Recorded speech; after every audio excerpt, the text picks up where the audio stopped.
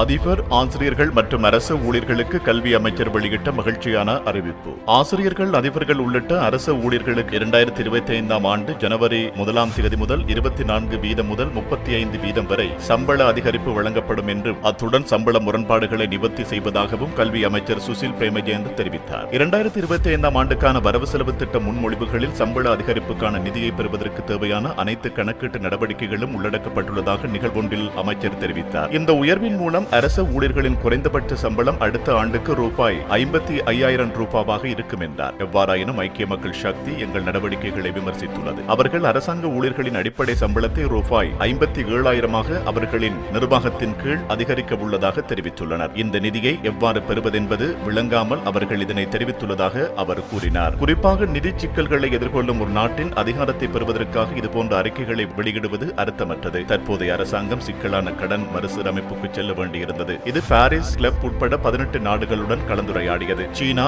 India, சர்வதேச நாணய நிதியம் மற்றும் உலக வங்கி ஆகியவற்றின் விளைவாக இந்த ஒப்பந்தங்களை மீறுவது வசதிகளை இழக்க நேரிடும். மேலும் இலங்கை கருப்பு பட்டியலில் சேர்க்கப்படும் என்றும் அமைச்சர் கூறினார். நாங்கள் வேட்புமனு தாக்கல் தொடங்கி 2 வருடங்கள் ஆட்சி செய்தோம். ஐக்கிய மக்கள் சக்தி 2 வருடங்கள் எங்களை விமர்சித்துள்ளது. இப்போது நாங்கள் உருவாக்கிய அடித்தளத்தின் அடிப்படையில் அவர்கள் வாக்குறுதிகளை வழங்குகின்றார்கள். அதுதான் வித்தியாசம் என்று அமைச்சர் மேலும் குறிப்பிட்டுள்ளார்.